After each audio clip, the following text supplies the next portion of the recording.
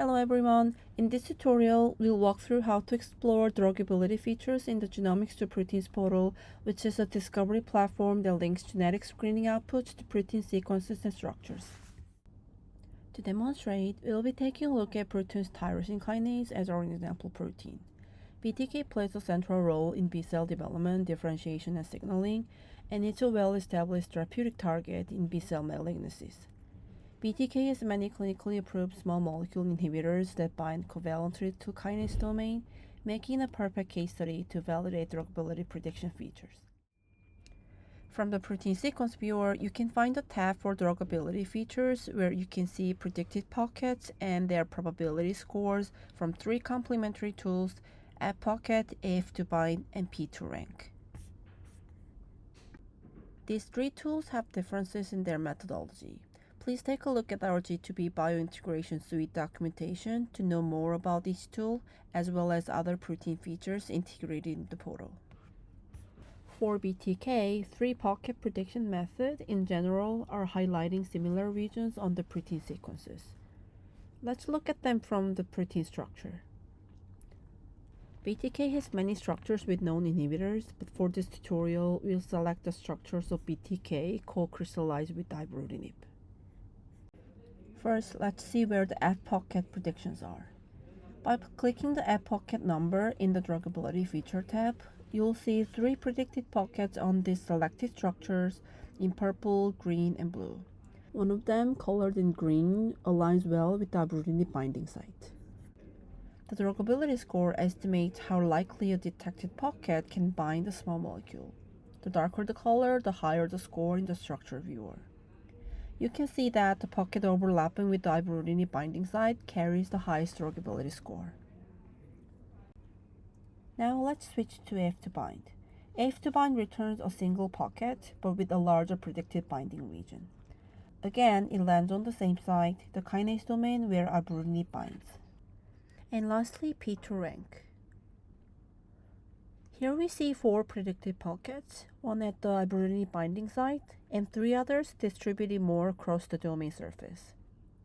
Similar to Fpocket, the pocket aligned with the small molecule binding site shows the highest pocket probability score. Across all 3 methods, the ibrutinib binding site is consistently identified as the top-ranked druggable pocket, despite each tool using a different underlying approach and returning a different number of pockets. Each method has its own strengths, and results can vary depending on the protein context, so we recommend exploring all 3 of them. They won't always agree, but convergence across methods can be a signal worth taking a look. If you have a mutation or a set of mutations of interest, you can map them along with those druggability features from our interactive mapping module. BTK is known to have resistance to ibrutinib by acquiring mutation SC481, affecting the covalent bonding between protein and ligand. Let's go to the first submodule, start with the gene protein identifier, and then search BTK. You can select the structure to map mutation, either same crystal structure we just explored, or alphabet predicted structures.